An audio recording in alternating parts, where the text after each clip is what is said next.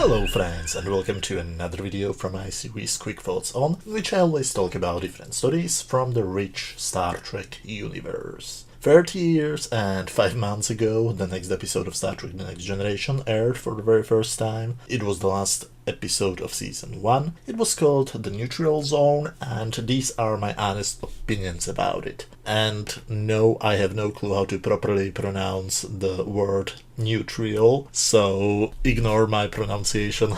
Usually an episode has an A plot, a B plot, and they somehow intersect during the whole episode. Sometimes the episode also has a C plot, maybe even a D plot. This episode is however different. It doesn't have an A plot, but something which feels like two B plots, and both of them go absolutely nowhere. And there are several reasons for it. First of all, they had to film an unfinished script. The reason is very simple. There was the famous 1988 WGA strike from March 7th till August 7th, which means that they couldn't finish the script even if they wanted. The second reason is that Maurice Hurley, the writer of this episode, wanted it to be the first part of a 3-episode story. The first part should explain that both the Federation and the Romulan outposts were destroyed, and the story should continue in Season 2, in a 2-part story which would introduce the fan-favorite villain, the Borg.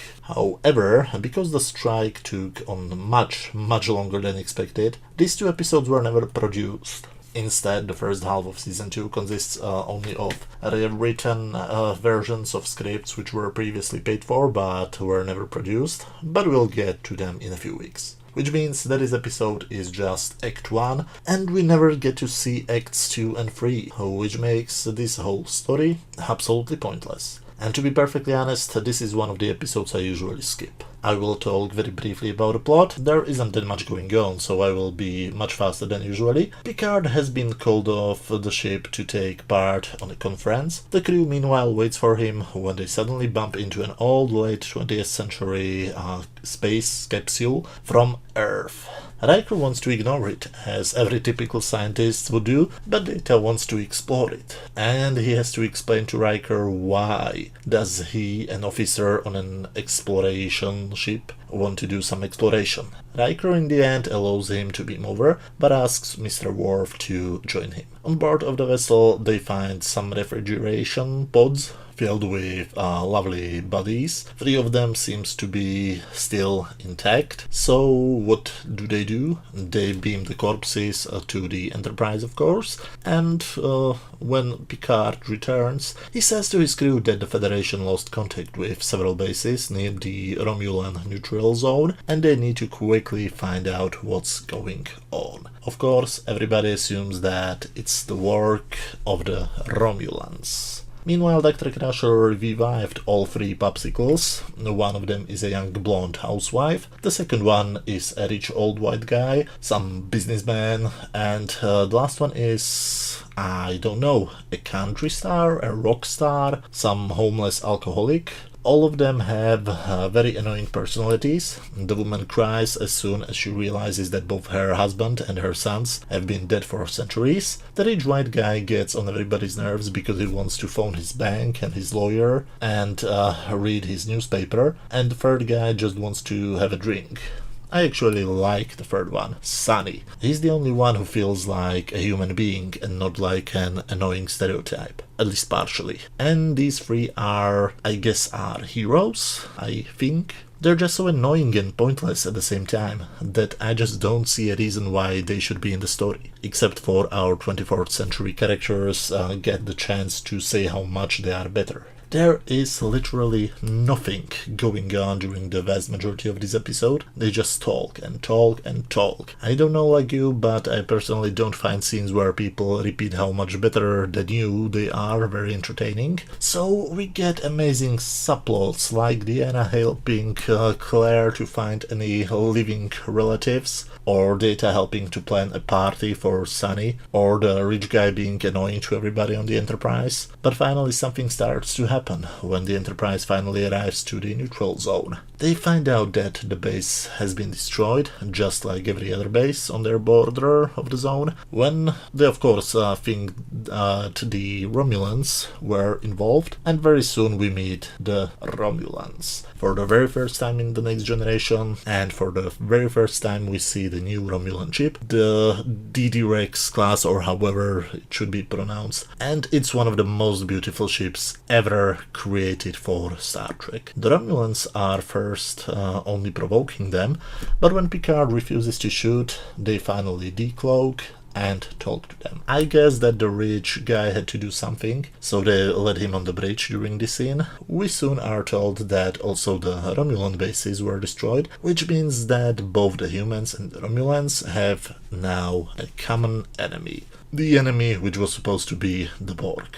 Picard suggests that they start an alliance and try to find out together what's happening, but the Romulans say nope and leave. And that's basically the end. Who destroyed the bases on both sides of the zone? We will never know. Well, technically it's canon now that the Borg destroyed them, but I'm not sure if it was officially confirmed on screen, or if we have been given any official explanation why they destroyed them and didn't show up for years. What happened to the unfrozen people? I don't know, and honestly I don't care. Why didn't the season end with the previous episode, Conspiracy? I thought that it was a much more appropriate season ending. But whatever, this episode and also the season is over. Hooray, I guess. Before I get to my final rating of this episode, I, as usually when I talk about the last episode of a season of whatever, want to say a couple of things about the season as a whole. Most of the people you ask will say that the first season, and maybe even the second one, sucks. And I have to agree with that to a certain degree. Just to give you some context first, Roddenberry has changed. Back in the 1960s, he was a highly respected writer and producer, but during his run on TOS, he managed to create a lot of enemies in Hollywood. If you're doing a TV show for an American TV network, you get used to have many bosses. You will get notes from the studio for which you do it, just like you will get notes from the network which buys the show from you, which means you don't really have enough of creative freedom to do whatever you want. And Roddenberry wanted to have full creative freedom. He argued a lot with NBC, and according to some sources, his bad relationships with the network were the real reason why the show was first moved to the so-called Friday dev slot, and later silently cancelled. The official reason is bad Nielsen ratings, but the fact is that they were not as bad as everybody thought. And after TOS was cancelled, Roddenberry had suddenly a reputation of a man who is not a team player, which means in the end nobody really wanted to work with him. A previously beloved TV writer suddenly couldn't find a job. When he was offered to work on the motion picture, he wanted to make Star Trek exactly as he wanted. The result was constant rewrites of the script, which continued even during the production. The film therefore went drastically over budget, and even though it was a huge commercial success, Paramount has taken the control over future films away from his hands and gave it to Harve Bennett. Roddenberry was suddenly just a consultant, which means that he basically had the right to send memos, and if they liked his ideas, they used them. If they didn't, they just ignored him.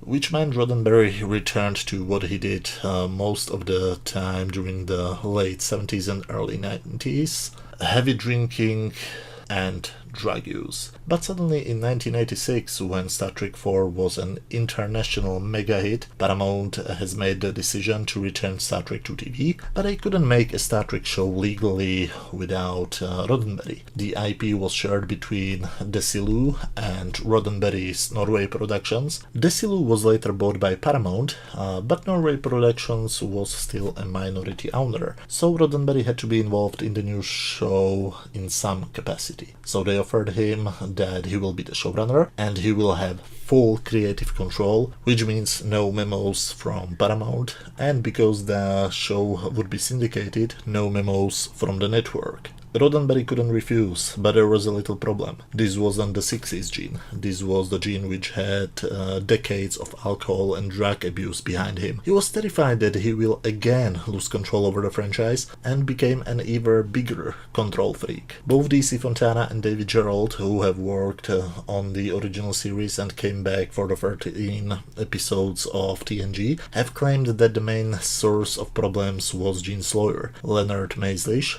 who has actually supported his paranoid delusions, thanks to which Gene considers his former friends enemies. Thanks to all of this, the atmosphere behind the scenes was horrible. Writers, producers, designers all came and went. The production team was, in the end, almost completely different from the team which started the show months ago, and Roddenberry rewrote every single script. In a few instances, they even had to take an unfinished script away from him, otherwise they wouldn't have anything to shoot. And you can feel it. The first season is a mess. To be perfectly honest, I don't think that if the show would have been done today, it would be renewed for a second season. Don't get me wrong, there are a couple of really good episodes, and there are good moments in the worst episodes. But overall, the season is pretty bad. The writing is so inconsistent. There are so many plot holes in the episodes, and in many cases, you can see that even the actors felt pretty bad. But the show gets better, I swear.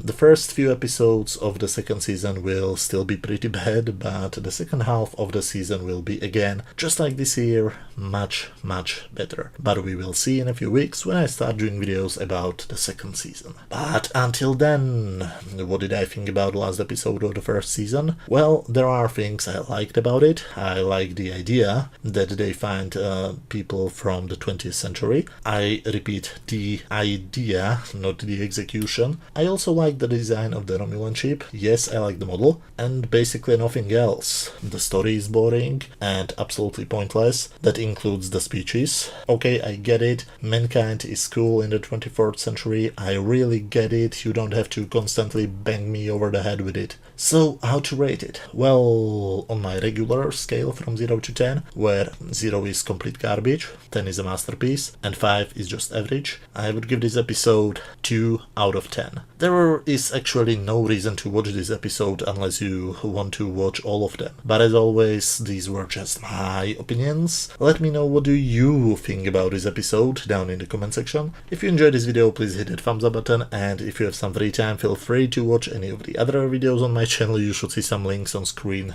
right now. Thank you very much for watching. The next video will be about the next episode of the classic series. It will be up later this weekend, and the next video about the first episode of the second season of TNG will be up hopefully on the 21st of November. So until then, see you very soon, and thanks.